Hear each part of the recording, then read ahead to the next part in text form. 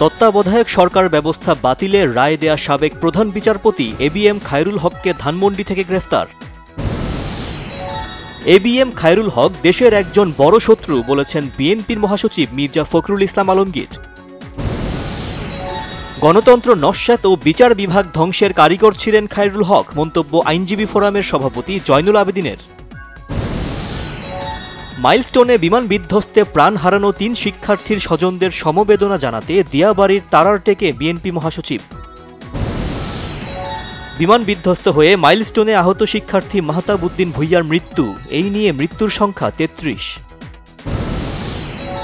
ঢাকার মাইলস্টোনে বিমান বিধ্বস্তে নিহত শিক্ষার্থী ইয়ং ছায়েং মারমার শেষকৃত্য রাঙামাটিতে সম্পন্ন।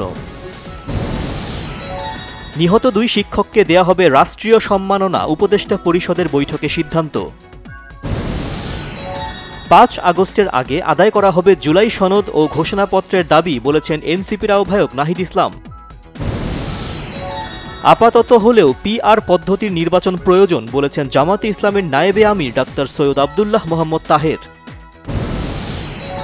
এনবিআর কর্মকর্তারা যত রাজস্ব আদায় করেন তার চেয়ে বেশি অর্থ কর ফাঁকি দেওয়ার সুযোগ করে দেন, অভিযোগ বিএনপি নেতা ডক্টর আব্দুল মঈন খানের। দেশের স্বার্থ বিসর্জন দিয়ে শুল্ক ইস্যুতে যুক্তরাষ্ট্রের সঙ্গে কোনো বাণিজ্যিক চুক্তি হবে না, বলেছেন বাণিজ্য উপদেষ্টা শেখ বশিরউদ্দিন। বিএনপির সিনিয়র যুগ্ম মহাসচিব রুহুল কবির রিজভী বলেছেন, দেশে মব কালচারের নামে হত্যাকাণ্ড হচ্ছে, মানুষের মাঝে দেখা দিয়েছে আতঙ্ক। ফরিদপুর খুলনা মহাসড়কের কানাইপুরে 2 বাসের মুখোমুখি সংঘর্ষে নিহত 3, আহত 10 জন। সাবেক ভূমিমন্ত্রী সাইফুজ্জামান চৌধুরী জাবেদ দম্পতি সহ 31 জনের বিরুদ্ধে ইউসিবিএল এর 25 কোটি টাকা আত্মসাৎ ও পাচারের মামলা দুদকের। নরসিংদীর শিবপুর উপজেলা চেয়ারম্যান ও আওয়ামী লীগ নেতা হারুনুর রশিদ খান হত্যার আসামি মহসিন মিয়াকে ইন্টারপোলের সহায়তায় দুবাই থেকে গ্রেফতার।